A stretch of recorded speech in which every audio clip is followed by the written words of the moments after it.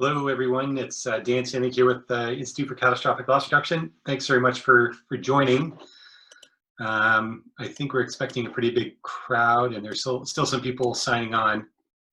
So we'll give it a few minutes here, a few seconds to let everybody sign on. If you do have any technical issues, just let us know, and we'll see if we can help you with that. Please. Oh, sorry. Okay, people are still coming in here. Just in the meantime, first of all, we're very happy to have Professor Simmons with us today to present, and we'll start with an introduction in a few seconds. In the meantime,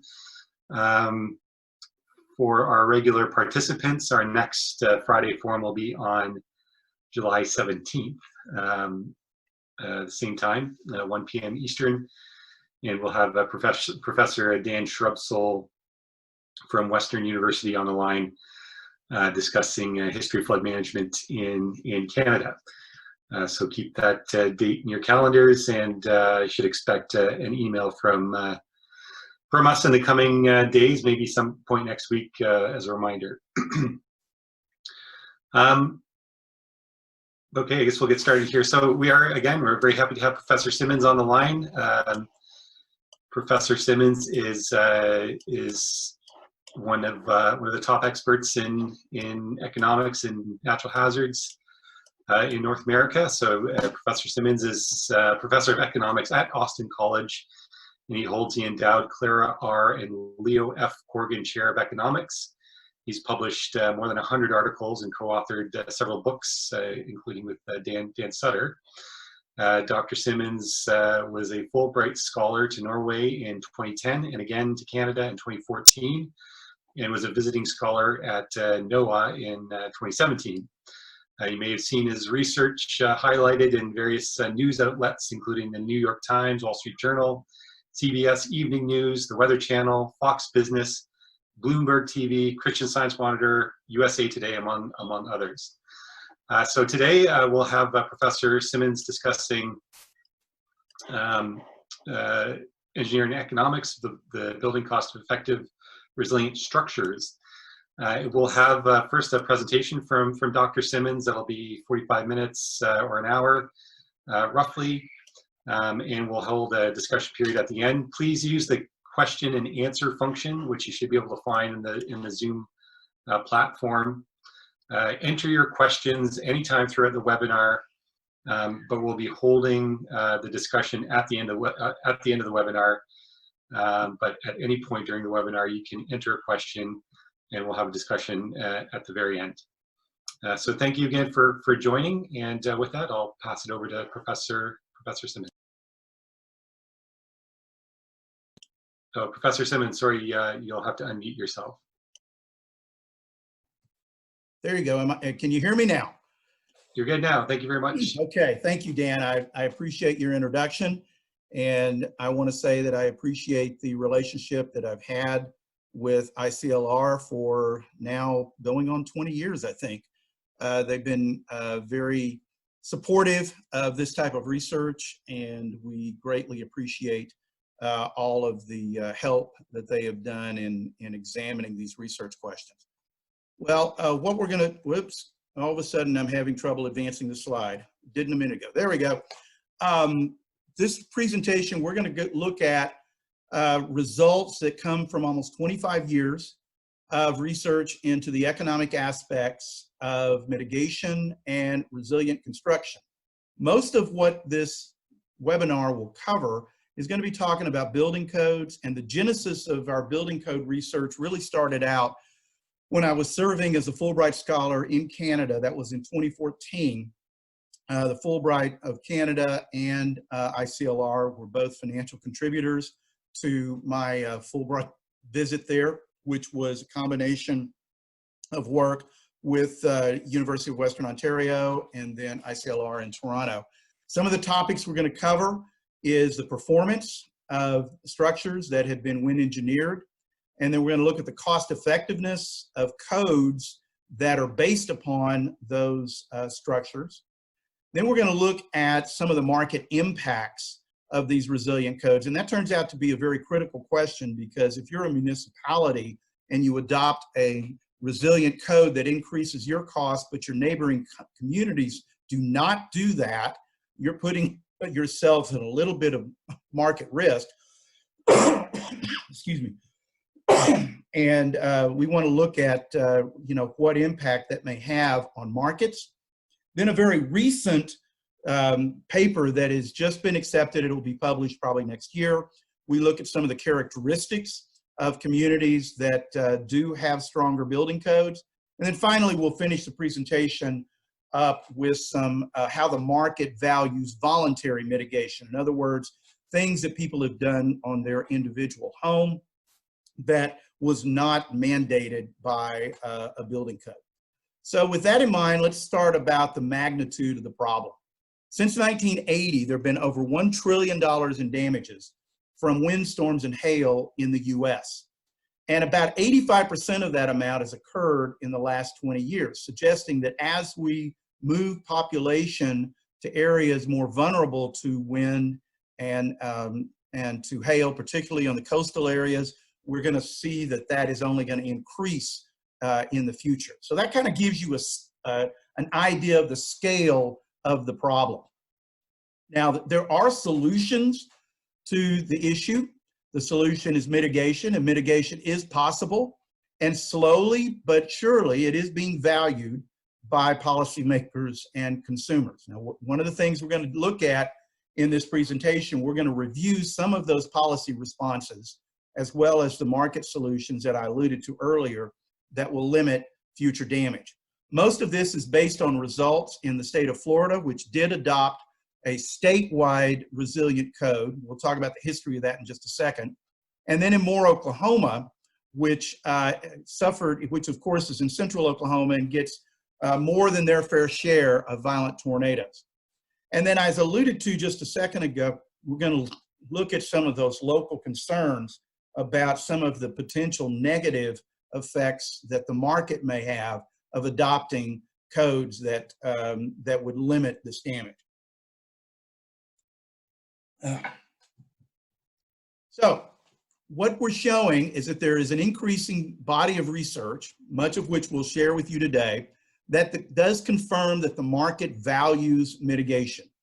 Now, in the event that policy is going to continue to lag, voluntary mitigation offers us an opportunity to fill those gaps.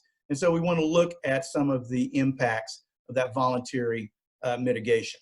Now, we'll start with some history, because wind engineering is not something that just started yesterday. Engineers have studied this effect, and it goes back to pioneers such as Alan Davenport, that those of y'all in Ontario are very familiar with his work. And then Ted Vegeta at the University of Chicago are some of the pioneers in this field.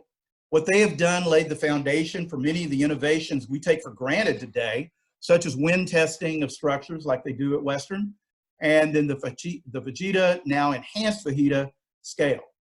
As this has evolved, wind engineering has become something of a subdiscipline of civil engineering. It has found homes within Canada at the University of Western Ontario, and as far afield as West Texas, where I'm from, Texas Tech University.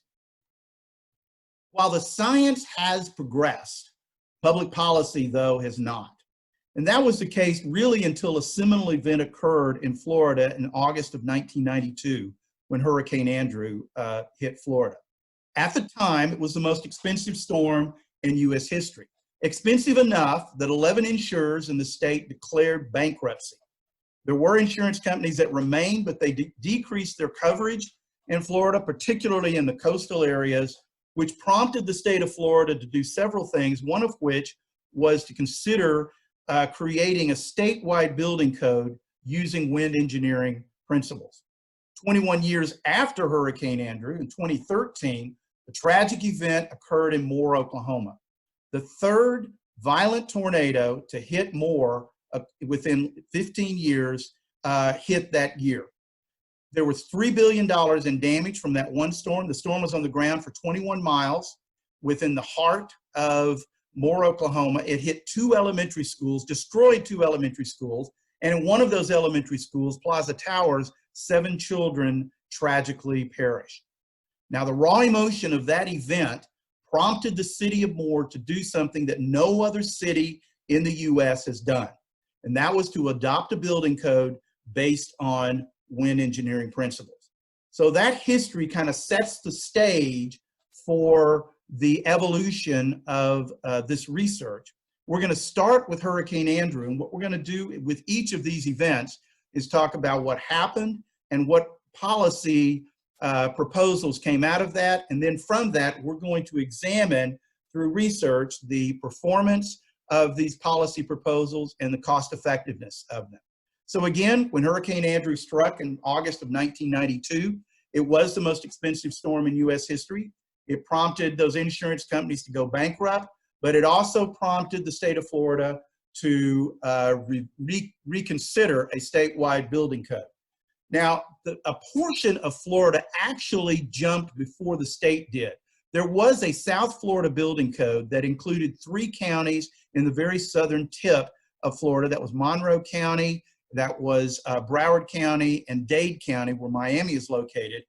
They actually increased the building code for that part of Florida 2 years after Hurricane Andrew in 1994. And we are going to have some empirical evidence as to what that did to real estate values after those 3 counties did that a little bit later on. But the state approved a statewide code 4 years later in 1998. There were some legal challenges to the statewide code that were finally resolved, and the code was fully implemented in March of 2002. Now, what did this code change? It required stronger foundation anchors, hurricane straps, and increased the sheathing requirements around the homes. In addition to that, it required impact protection for doors and windows for homes that were located in the windborne debris region of Florida, which is essentially the coastal regions of Florida. As you can see here, we've outlined that windborne debris region. Now, I want to stop for just a second on this slide because you're going to see something else that we've discussed with our research that has to do with the Panhandle of Florida. If you'll notice on this slide, the western side of Florida, basically where the coastal areas is on the northern side of the Gulf of Mexico, instead of giving a western exposure, that portion of Florida was exempt from the impact protection provisions until 2007. The thinking was at the time that that part of Florida does not experience violent hurricanes and they didn't need that. That's going to turn out to be another piece of our story that's very important a little bit later on. So I wanted to point that out before we go in any further in this. Now, what do we mean by this impact protection? You could have the impact protection one of 2 ways.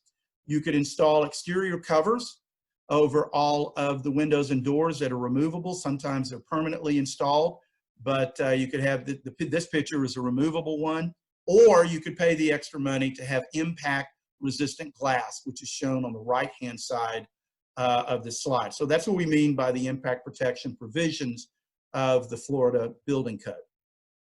Now, Florida didn't have to wait very long to see if their code was effective, because in 2004 and 2005, 7 major landfalling hurricanes struck the state. Those events created, in effect, a natural experiment to compare the performance of pre- and post-Florida Building Code homes. So that brings us to our first research question. How effective was the new code in mitigating wind damage? Now, to answer that, I partnered with my friend Jeff Sikowski, who at the time worked for the Wharton Risk Center. Now Jeff is the research director for the National Association of Insurance Commissioners, and James Dunn, who is a research scientist for the National Center for Atmospheric Research based in Boulder. We had data that we received from the Insurance Services Office. ISO is a part of Verisk Analytics. They gave us paid claim loss data that they collect. The date range went from 2001 to 2010, which covered the 2 years that had the major hurricanes. And what we found was that calculating a loss reduction in a direct mode, we reduced losses 53% for homes that were built after the implementation of the Florida Building Code. Now, what I mean by the direct loss reduction, if you've got two homes side by side, one of them that was built to the old code and one of them built to the new code, you would expect on average about a 53% reduction of damage. But that doesn't tell you the full reduction of damage across the state, because you also had a reduction in claims across the state. And when you take into consideration that element as well, the full reduction in losses goes up to 72%. Now we can see this visually with this graph. This is the average loss by decade of construction for the year 2004. That was the year that we had Hurricane Charlie and Hurricane, Francis. There were a couple others, I'm going to forget all the ones that happened in '04. But what you see here is a graph where we've broken this down by decade of construction. So if the homes were built in the 1960s, 1970s, 1980s, you see an increase in damage on those homes. You see it begin to decline with homes built in the 1990s. Remember, Hurricane Andrew occurred in 1992. The South Florida Building Code was implemented in 1994, so it covered 6 years of construction within the 1990s. And then you also saw some communities voluntarily adopt the statewide standards after the but passing the legislature in 1998. But by 2002, all communities in Florida were covered under the Florida Building Code, and you see there's a dramatic dramatic reduction in loss for homes that were built within that decade. So this is a nice visual that illustrates a couple of things. One of the things is the effect of the Florida Building Code, just like we said, but it also illustrates what was happening in Florida prior to 1992, because there was the building codes were becoming more lax as the state was trying to deal with the increase in population and building. And you saw that throughout the 1970s and the 1980s. And then, of course, they paid a price for that when the hurricane occurred in 1992. The second question is, okay, we can show that we have lower damage as a result of the better codes, but is it cost effective? In other words, does the reduction in damage economically justify the increased cost of the Florida Building Code? So within the same paper, we did a benefit cost analysis, and what we found is statewide, our results show a decrease of $6 in reduced damage for every $1 in increased cost.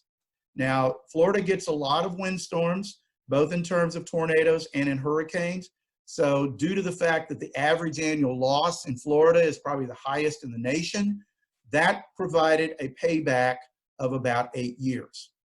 Interior communities have the highest cost effectiveness, although the coastal counties still show very strong benefit cost ratios, which we can see here. You've got the statewide, which ranges from about $4.50 to $6, 4.5 to 1 to 6 to 1. The interior of the state is showed by that non-windborne debris region range, which is a little bit higher. Within the windborne debris region, you've got two options: the covered option that we alluded to earlier and the impact-resistant glass. Now, the increased cost of the impact-resistant glass is going to diminish the cost-effectiveness of that element, but it's still cost-effective, anywhere from a little over 1 to a little over 2 times the increased cost. Okay, now let's change gears to Oklahoma. I was living in Oklahoma in 1999 through 2004. This hurricane struck in May of 2013, but it was the third violent tornado to strike Moore in 15 years. We moved to Oklahoma City right after the 1999 tornado that first struck Moore, Oklahoma. That was the first tornado to exceed $1 billion in damages. 4 years later, in 2003, there was an F4 tornado that hit same area. In fact, almost freakishly, the storm path for the 2003 tornado hit a very similar track as the 1999 tornado. But in 2013, Moore suffered this EF5 tornado that was not as long track as the 1999 one. It went for 21 miles, but it caused that $3 billion worth of damage, 24 fatalities overall, including the 7 children that died at the elementary school. This prompted the city of Moore to adopt a similar code to the state of Florida less than a year later in April of 2014. And I need to say that was pretty remarkable because it was a partnership between the Moore Association of Home Builders and there was a consulting engineer from the University of Oklahoma, Chris Ramsire, that helped them put together this building code. So how do we expect that the Moore Code would do? Now, we haven't had a natural experiment in Moore like we did in Florida. So Greg Kopp and I, along with Paul, conducted an engineering estimate of what the code would do. And we estimated a direct reduction of 30% in damage for homes that were built under the Moore Code compared to previous. Now, we did not have any way to estimate the reduction in claims, but using an estimate from that Florida study in terms of what it would do to the reduction in claims, it would correspond to a full loss reduction of 46%. In terms of the cost effectiveness, our estimate, when you just consider the direct reduction only, was it would reduce damage of $3 for every $1 in increased cost. But when you include the reduction in claims, which we call the full reduction, that benefit cost ratio goes to $4 in reduced damage for every $1 in increased cost. Now, this brings us to another research question. Okay, the state of Florida has shown cost effectiveness with their statewide code. The city of Moore shows cost effectiveness with their municipal code. Are there other states which could economically justify a statewide code similar to Florida? Now, this paper was conducted with myself, Paul, and Adam Smith, who works for NOAA in Asheville, North Carolina. They are the group of NOAA that collects all of the data. So Adam's job was to collect the data for us to conduct this study. And it was published earlier this year in Natural Hazards Review. So this is fairly new research. What we did was we examined the top 20 states beyond Florida. We excluded Florida since they already had a statewide code, but we considered the top 20 states for wind damage to do a similar benefit cost analysis like was done in Florida. What we found, of the 20 states we examined, 8 of those states have benefit cost ratios in excess of 1. And if you look at this list, they come up in the areas of the US that you would expect, which would be the Midwest and the Southeast, what we would call Tornado Alley and Dixie Alley. Now, we further stressed the analysis to see, of those 8 states, which of them have the quickest payback.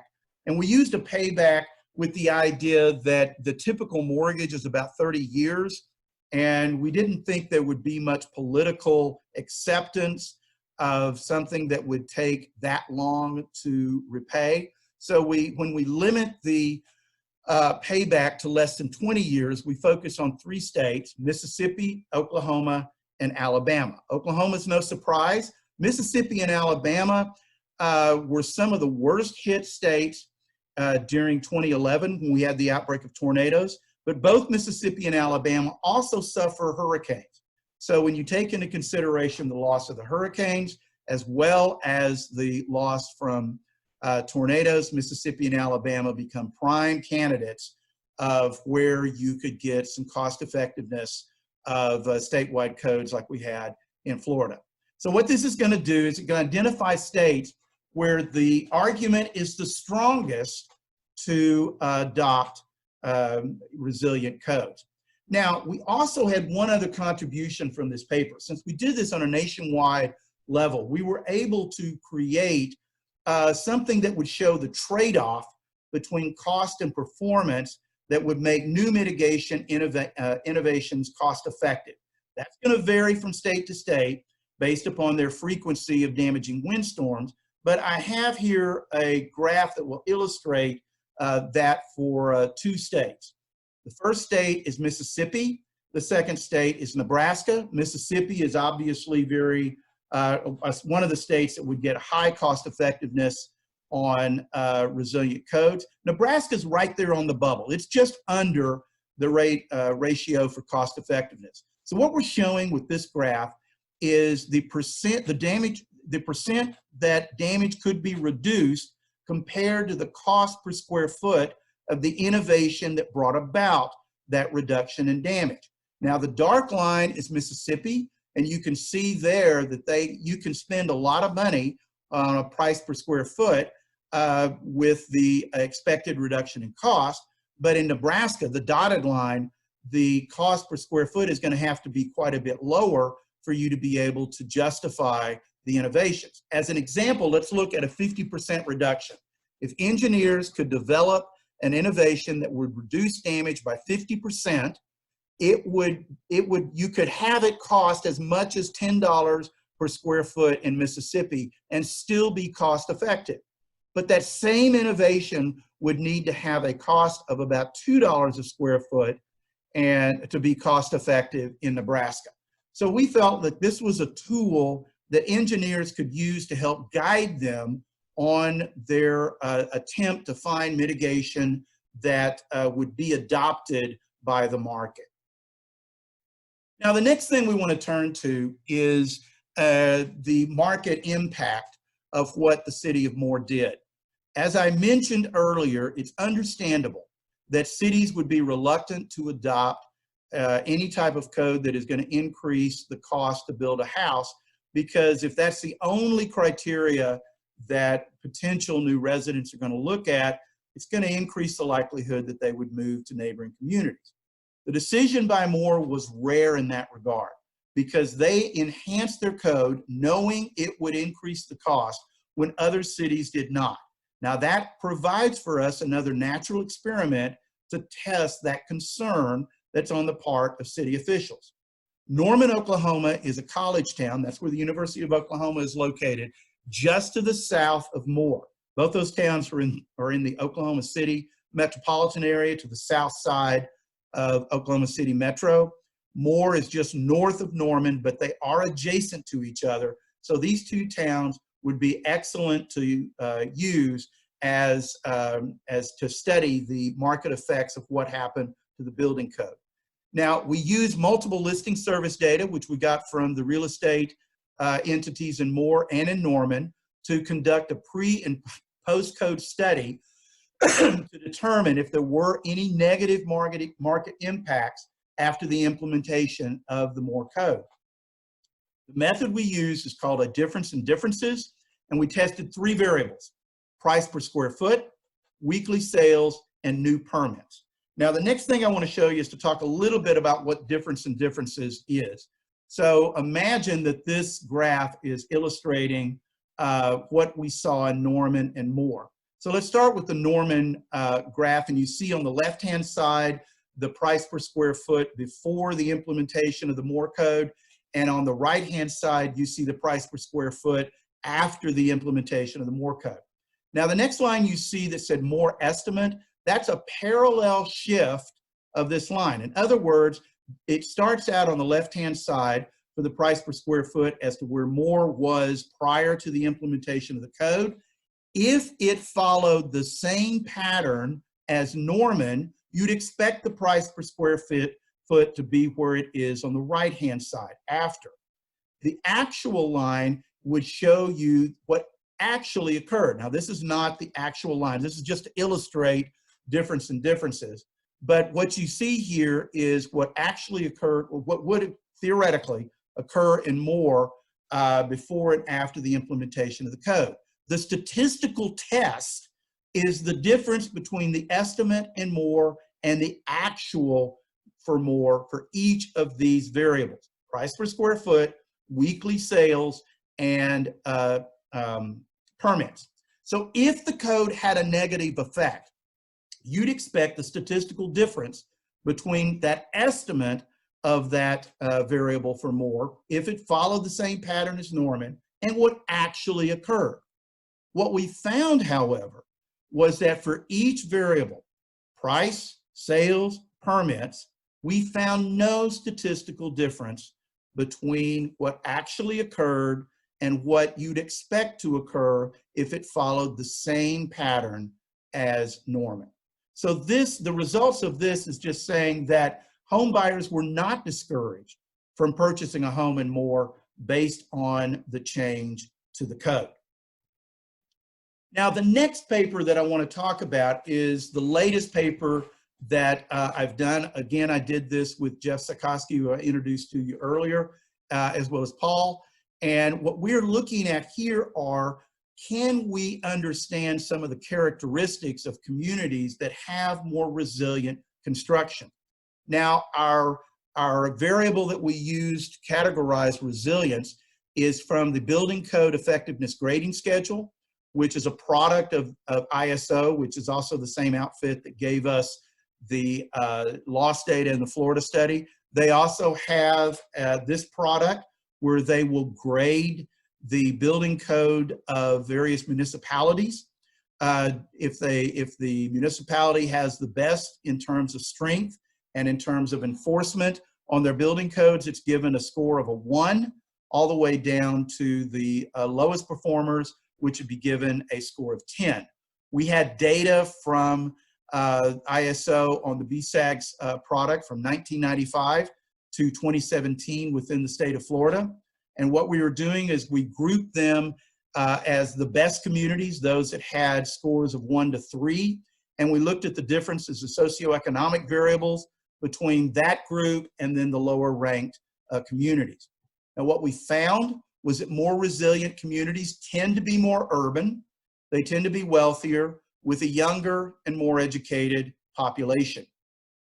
The communities that do have more risk, in other words, those that are along the coast of Florida, they also tend to value better standards. So you're going to see higher standards for communities where the risk is highest. Now, remember when I was sharing in that first policy about the Florida, that one of the earlier slides about the Florida Panhandle. We also wanted to look at the role that public policy has to play. Florida Panhandle was exempt from that impact protection when they first implemented the statewide code, and they were exempt until 2007. What prompted the reversal of that exemption was the 2004-2005 hurricanes, which, remember, they thought the exemption was okay because they believed that hurricanes were less likely. But when you had Hurricane Charlie coming into the Gulf the way it did, when you had Hurricane Katrina, which cut through Florida before it hit the Gulf Coast, and it also impacted Mississippi and portions of Alabama as well as New Orleans, that kind of shot down that idea that hurricanes were not as likely. So the policy was reversed. This gives us an opportunity to see how communities responded in terms of improving their building code. And what we found was that after the reversal of the Panhandle exemption in 2007, communities in the Panhandle showed the fastest and the largest improvement in their scores than communities elsewhere in the state. So that kind of shows the effect that public policy can have on motivating communities to be more resilient. Now we're ready to look at some of the other market-based considerations. In other words, we're no longer looking at the effect of codes, except for one paper that's looking at the South Florida code that I'm going to show you, share with you their results. But in looking how acceptable resilient construction is to individuals. In other words, did a home which had resilient features, does that show up in the sales price of the home when it is bought? So the first one that we're going to talk about goes all the way back to 2002. This is a study I actually did as part of my dissertation at Texas Tech. So you have here another economist at Texas Tech, Janee Cruz. Jamie is now at East Carolina, but Jamie served as the chief economist for NOAA in the last few years. And then Doug Smith is a civil engineer that we had on this paper. We were using multiple listing service on the island of Galveston to estimate the impact that hurricane mitigation had on sales prices of homes. And we were looking specifically at an obvious mitigation feature, and that is the presence of hurricane shutters on homes in Galveston compared to homes that did not have hurricane shutters. And what we found was that homes that had hurricane shutters sold for a premium of about 6% compared to homes that did not have hurricane shutters. The next one that we're going to discuss is a study that I did with Dan Sutter. This was done in central Oklahoma, and it looked at not at one that would reduce damage so much, but it looked at the value of life safety, and that is for homes that had a tornado shelter. So in this study, we're trying to see if a home had a tornado shelter, was there any difference in the price, in the sales price of the home compared to a home that did not have a tornado shelter. And our results here show that homes that had a tornado shelter would increase their price a little over 3% compared to homes that did not. And I need to say that for both of these studies, the increase in the value of the homes was enough that you could justify buying the home that did not have either one of these mitigating features and put it in and install that feature and expect to get a return when you sell the house. As an example, my wife and I took a closet and converted it to a tornado shelter a few years ago.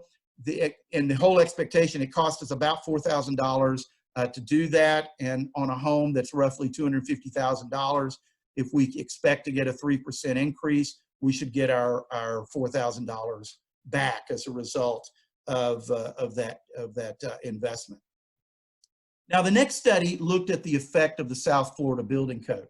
Remember, I said that the 3 counties in the southern part of Florida, Monroe, Dade, and Broward, are a part of the South Florida Building Code and have been a part of the South Florida Building Code since the 1950s.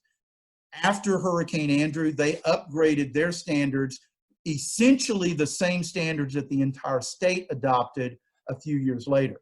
What they showed in this study, this is done by some folks at Florida State, what they showed in this study, that if you were to try to buy a home in the late 90s, if you were looking at a home that was built under the old regime compared to the upgraded South Florida Building Code, the newer homes under the newer code would sell for a premium of a little over 10%. So another illustration that mitigation has market value. Now, this next one has to do with the fortified program of the Institute for Business and IBHS Home Safety, the Institute for Business and Home Safety that's in Florida. This is their product for building resilient standards. They're fortified, and there's a lot of these homes that are built in Alabama. These folks that conducted this study are at University of Alabama and Auburn University, and their results showed that homes that were built to the fortified standard sell for a premium that's almost 7% compared to homes that were not certified as fortified homes. So this gets us to the conclusion of our discussion today, and that is that mitigation for windstorms is effective. It does reduce damage from hurricanes and tornadoes, but not only is it effective in reducing damage, it is also cost effective, meaning that the reduction in damage exceeds the implementation cost. But then we also look at the effect on the market that doing something like this from a public policy perspective would have. Does not appear to have the negative market effect that is feared by the cities. Now, I want to add one extra element when we're thinking about that bullet point right there. There are actually some builders in central Oklahoma that build in Moore, but they also build in other cities that don't have the same restrictions that Moore does.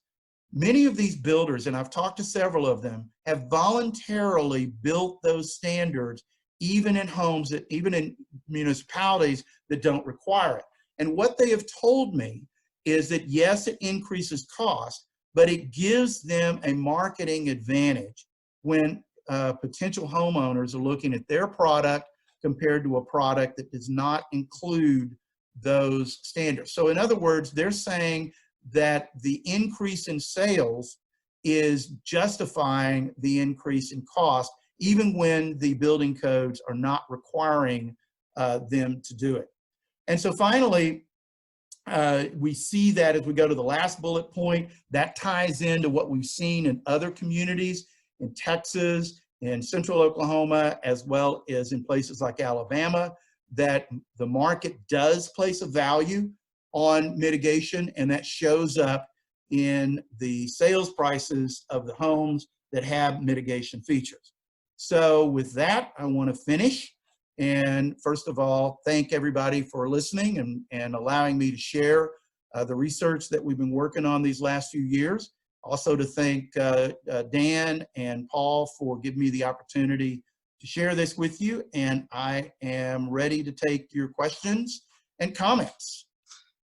Great, thank you very much, Professor Simmons. Excellent presentation. Very interesting. And we have a few questions coming in. Please, again, if you do have a question, use the Q&A function that's in the Zoom platform. You can enter your question, and then I'll read it off for Professor Simmons. So we do have a few questions, actually. First here from Paul Kovacs from ICLR. First question, thank you for such a comprehensive overview of the role of building codes to advance resilience to severe wind. Codes typically seek to promote life safety. Is there a trend of more resilient construction and fewer fatalities? That is an area of research, Paul, that we have not examined that I would really like to. Intuitively, if a home is built to withstand the wind pressures and have less damage, intuitively, you'd expect to see fewer casualties. I don't know of any study that has done that, although I will say this. I've taken some of the models that I use. This has not been published. This is just me playing around with the data. And I have examined that very question, not so much in terms of building codes, because I haven't had the data to do that, but I did it in terms of the age of the structure. And if you get outside of Florida, which had the very strong statewide building code, what you see is that newer construction shows higher casualty levels than older construction, which suggests that there is a decline in standards or materials or something along those lines. And I don't know if that's necessarily represented in the codes, but something's going on, because the newer homes actually were showing evidence that casualties were going up. So that's something I would like to look at. There's a friend of mine at University of Florida, a wind engineer named David Pravat, and I've talked to David to see if there's anything we could do to put together some kind of project that would look at that. But right now, I don't know of anything that has quantified the effect of casualties. Okay, excellent. Thank you, Professor Simmons. I've got a question from one of our attendees, Trevor, about the resilience measures specifically. So the question is, are the resilience measures adopted on new construction or existing structures with a partial loss? Okay, we've looked at building codes for new construction. There are programs, particularly in Florida, where there is some requirements that if you have to replace a roof, you change some of the features of that. But I don't know how much that is done nationwide. I don't think anybody's done any study on retrofit mitigation. I will say this: retrofit mitigation is going to be more challenging in terms of the cost effectiveness, simply because let's think about putting in place a hurricane strap. If you're putting a hurricane strap on a new home, it's very inexpensive because the connection is right there. You can get to it. If you're doing it on a retrofit, you've got to remove a lot of material to get to that connection. So while I don't know of any studies that have looked at retrofit, my guess is it's going to be more challenging in getting the cost effectiveness there that we see in new construction. Okay, great, thank you. Another question from Paul Kovacs. When you determined that the benefits exceed the cost of resilience, did you focus exclusively on the benefits of reduced direct and or reduced damage to buildings, or did you consider additional benefits like reduced fatalities, injuries, less disruption to the economy, and sort of those wider impacts? No, we've not. This is strictly a consideration on the reduction in realized, I guess you could look at it in terms of insured losses to the structure. We've not considered reduction in casualties. Again, I don't know of anybody that has done a study like that, but similar to the earlier question about the effect of casualties on casualties of more resilient construction, intuitively you'd expect that as the structure is more resilient, casualties would go down. There is an economic impact of that. So the benefit cost ratios should go up once you take into consideration the effect on casualties. But that has not been taken into consideration. So what you're seeing today was simply the economic considerations of the structure itself. Okay, excellent, thank you. So you mentioned your study looking at how the mitigation measures and potential increase in cost of new construction or new buildings for say the buyer affects the market, and if I can summarize, and let me know if I get this wrong, but you looked at towns neighboring Moore that didn't require the specific wind risk reduction measures that are required in Moore, and you found that there was no difference in terms of home price permits for construction and that sort of thing. Yes. Okay. And so what was the increase in price, or was there an increase in price between these neighboring jurisdictions?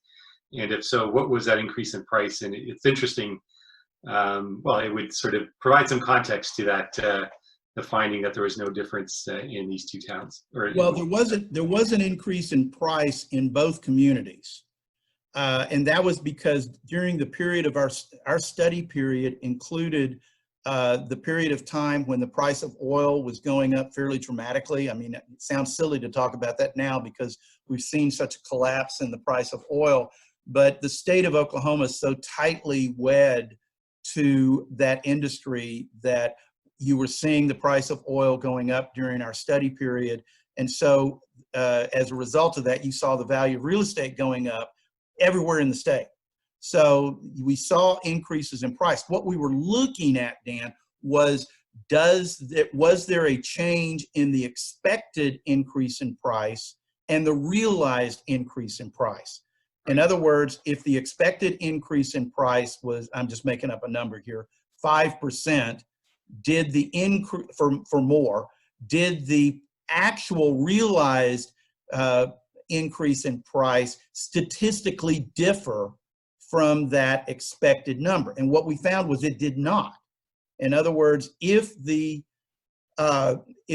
increase in construction cost affected the increase of price, it would statistically exceed what you saw happen in the neighboring community. So if Moore went up by 5%, excuse me, if Norman went up by 5%, you'd expect Moore to go up by 5%. But if they have this increase in cost, did it go up by 8%, let's say? And what we found was that the actual realized change in price mirrored so closely the expected change in price that there was no statistical difference. Right. Okay, understood. Okay, additional questions from our participants. Do you know if wind damage reduction codes are being considered in locations other than Florida, Moore, and Oklahoma? I know there's plenty of people pushing for them. Are they seriously being considered? Most of the states that we have highlighted as being those that would benefit the most are politically conservative, and it is somewhat difficult to get new regulations when you have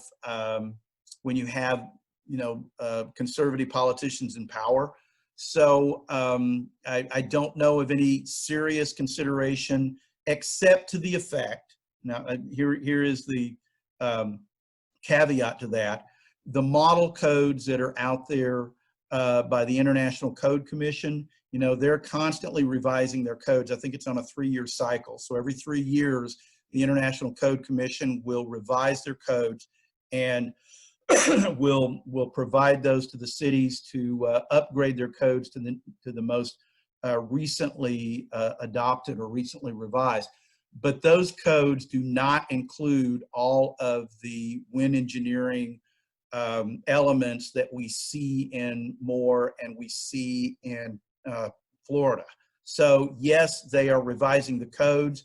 Are they these wind resistant, resilient codes? Not yet. They haven't reached that yet. Okay, great, thank you. Another question, based on your interaction with all the different players and in these decisions, the builders, the buyers, code officials, insurance companies, do you believe that all of these stakeholders understand that this action to reduce risk is cost effective? So that's one part of the question. Do they understand this? Second, can changes to improve wind resilience be added to existing homes, and could this become cost effective? Well, in answer to the first one, I think they're aware.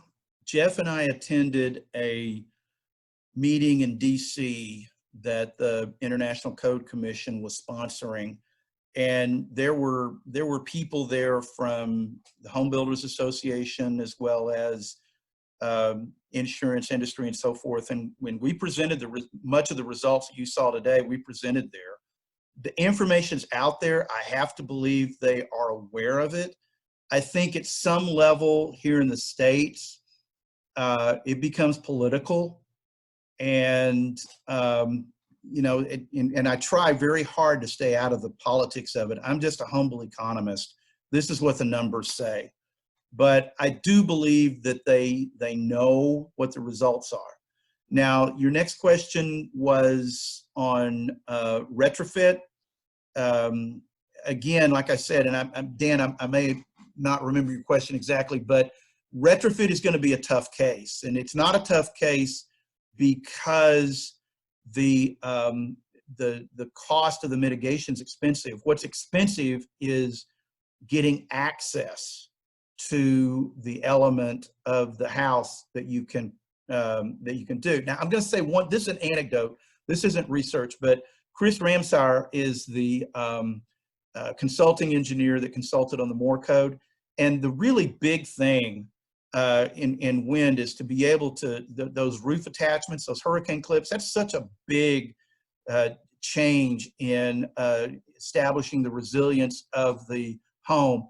If it's a new home that is so cheap, it's just almost embarrassing to talk about. The clips themselves, the hurricane clips, are a couple of bucks. And the connections on any given house is, so small that installing those things is pretty cheap. What gets expensive is you got to rip the roof off to get to it. But what I was going to share anecdotally, Chris went to his house and he's figured out a way. He's got a hip roof on his house, like I have a hip roof on my house. And most of these hip roofs, particularly those that were built in the 70s and so forth, they've got fairly wide eaves around the house. Chris figured out a way to take the soffits off of his house. He didn't take the roof off, he took the soffits off. And that gave him access to the connection that he needed to get to install the hurricane clip.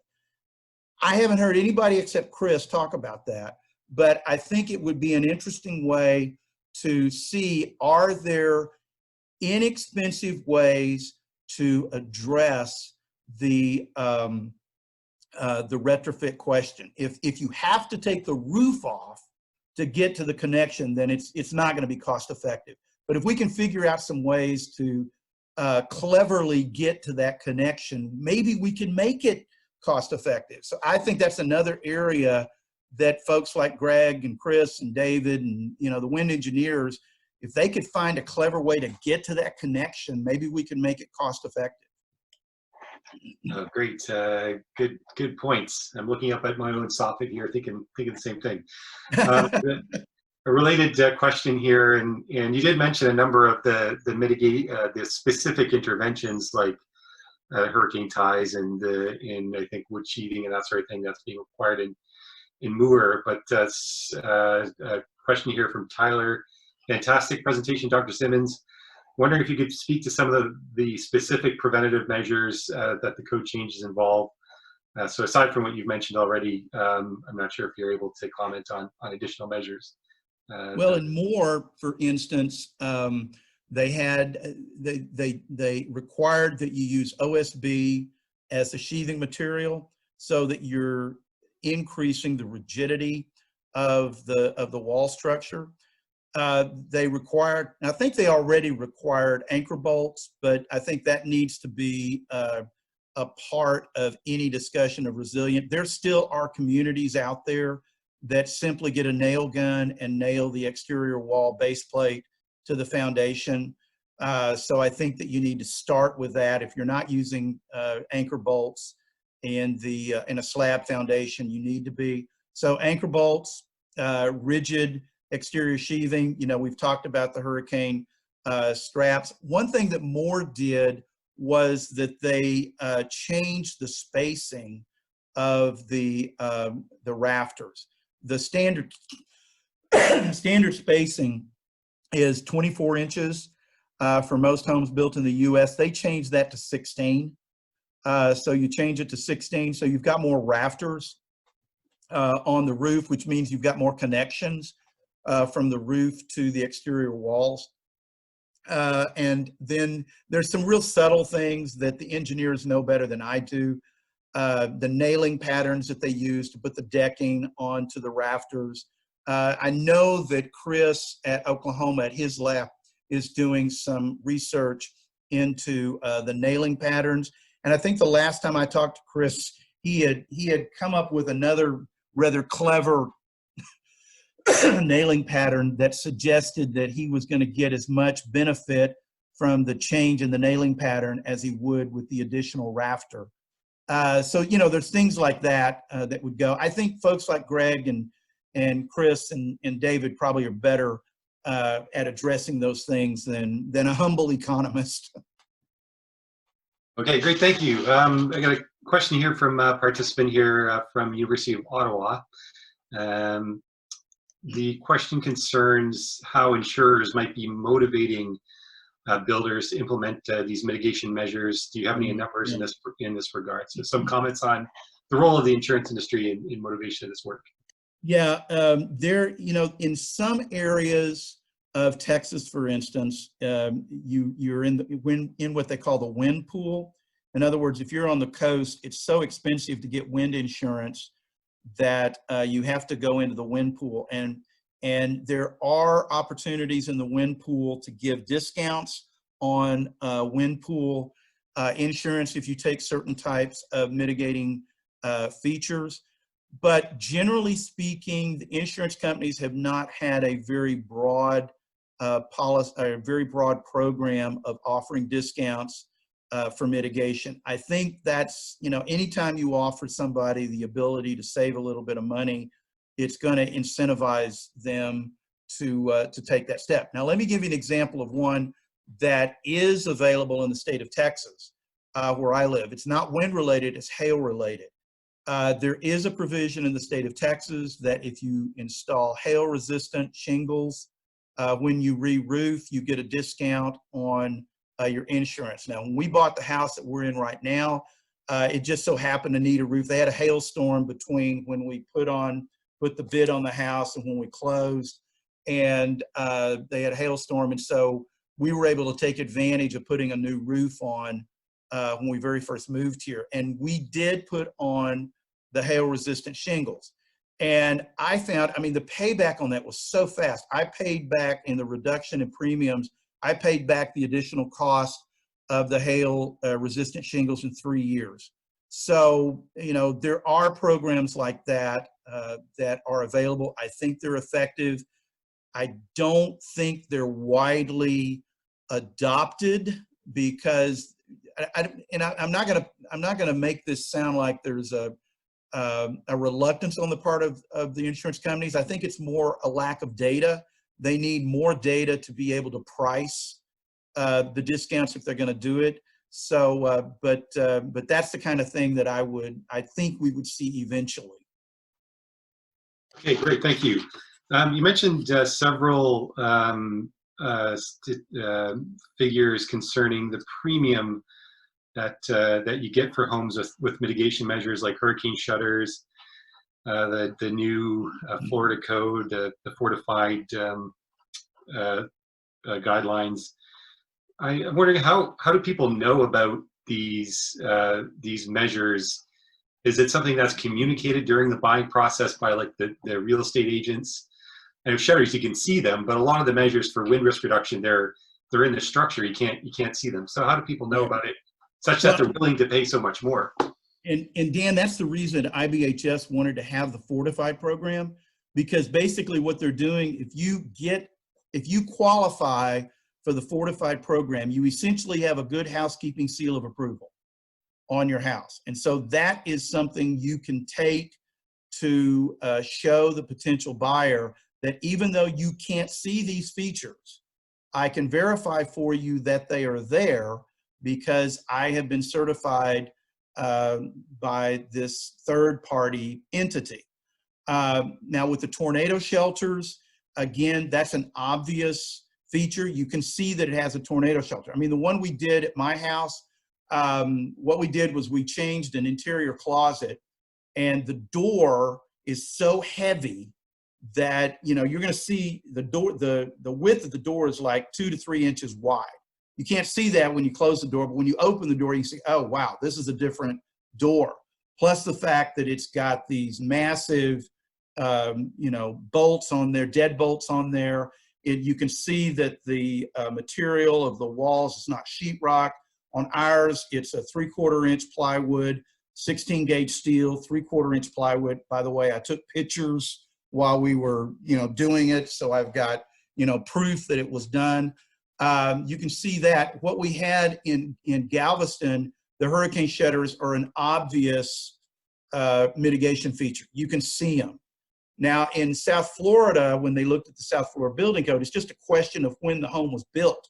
It was either built before the South Florida building code was implemented, or it was built after the South Florida building code was implemented. And I have not done this study and I haven't read a study, but I've heard anecdotally that the same is true across Florida for homes that were built before and after the Florida building code. Those are things that are verifiable.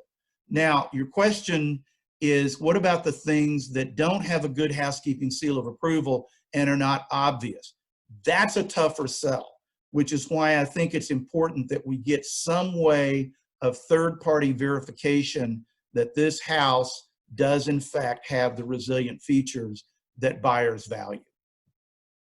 Okay, great. Understood. Thank you. Earlier on in the presentation, you showed a graph of this sort of relative amount of damage to homes built in different eras.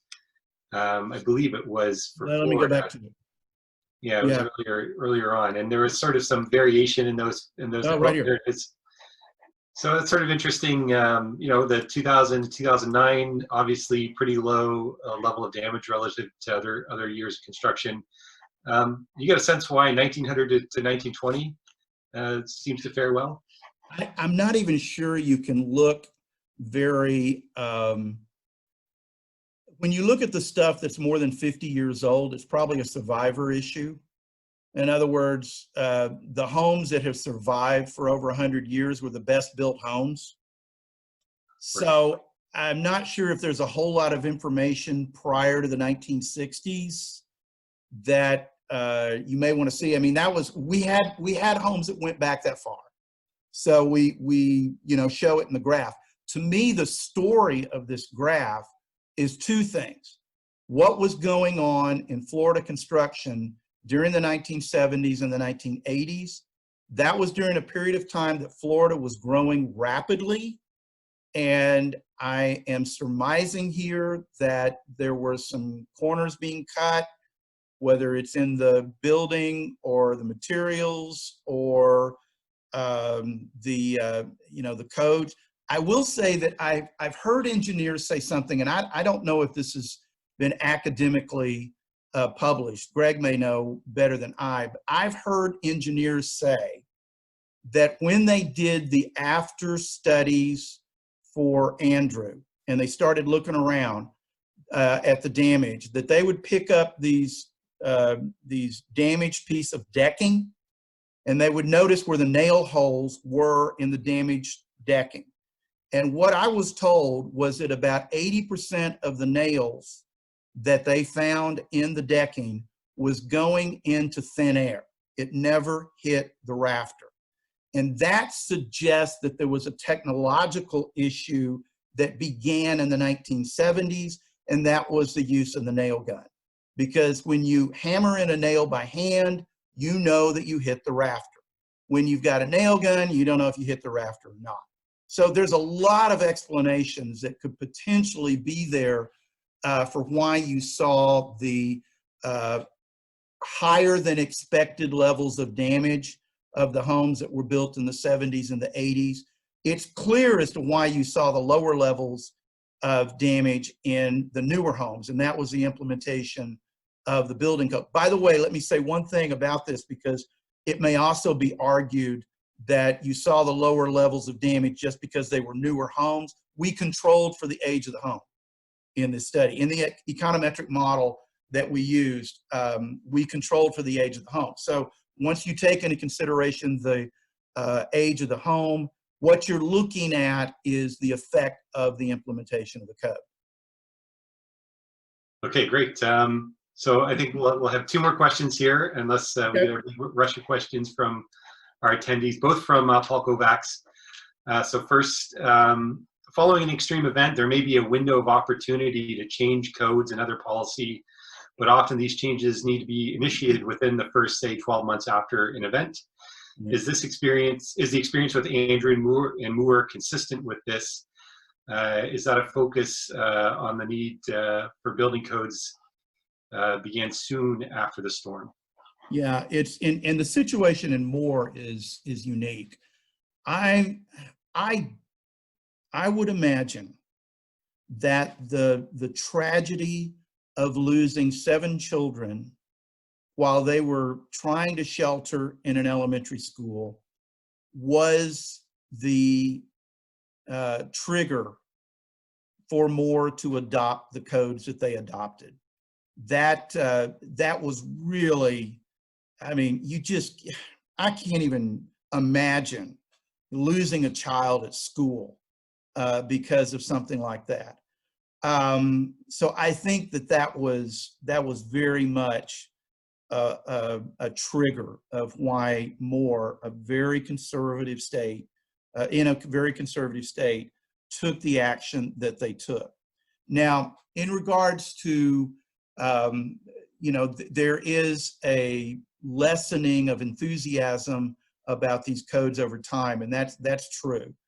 After the 1999 tornado that struck central Oklahoma, there was one elementary school that was struck, although fortunately there was nobody in the building, but there was one elementary school that was struck. It was Shields Elementary School, and I don't have the picture with me, but there's lots of pictures showing that the area of the school that was struck and that collapsed was the hallway that the kids would have been in had they been there. That's where they would have evacuated to that hallway. That did prompt the state of Oklahoma to require that any new school built after that would have a safe room designed into the school.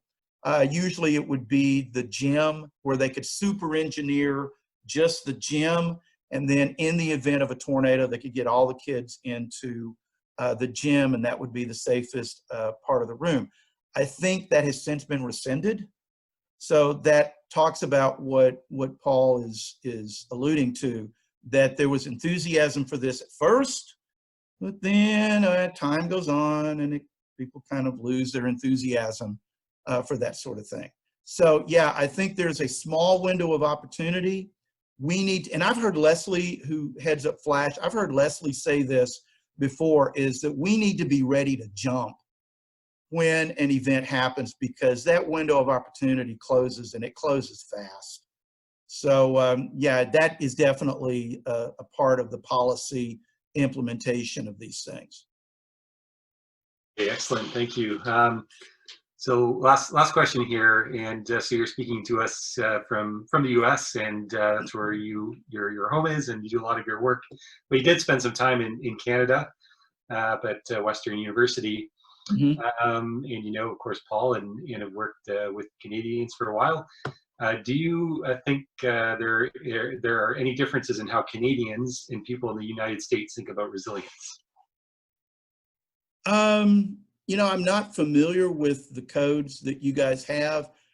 I don't know if because you know, the engineers that I know at Texas Tech, let's say, sound exactly like the engineers that I know at Western. They're engineers, and you know, they do what they do.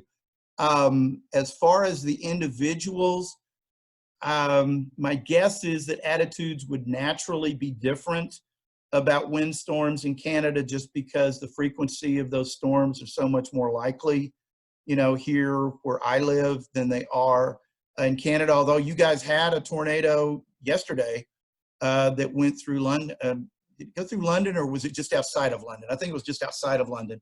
You know, I would imagine that their reaction when they're faced with an event wouldn't be much different than the reaction of folks in the US, except that we get them more often.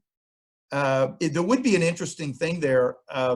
Does the fact that we get them more often make us a little bit more,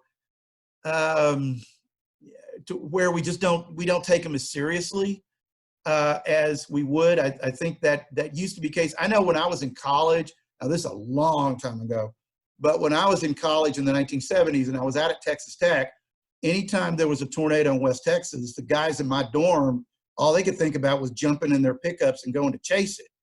So, you know, that's a pretty cavalier attitude about those things. I wonder if there's a difference right after an event in Canadians' attitudes about those things versus US. But my impression of Canadians is you guys are just like us, only nicer. So I don't know if I see a whole lot of difference there. Well, I'll just take that as a compliment. Thanks again, Dr. Simmons. Very informative. We have lots of good feedback here. I think we had close to 60 participants, so certainly a very big topic of interest for everyone on the line here. So thanks again for taking the time to present. For everyone who's left here, just remember to watch your inbox for the next Friday forum on July 17th with Dan Shrubsole from Western University, talking about history of flood in Canada, history of flood management. Before we sign off, Dr. Simmons, any last thoughts or comments? No, I just want to thank everybody for allowing me to share our research. Academics have a tendency to stay inside our bubble, but I think that it's much more effective on our research if we can do things like this to get the results of what we do out there. So thank you for inviting me and having me share the results of this with the folks that participated. Great, and I think there's a lot of interest in the results, and we'll continue to follow your work. So thank you again. Thank you. And thanks everyone for joining. And with that, we'll conclude the webinar.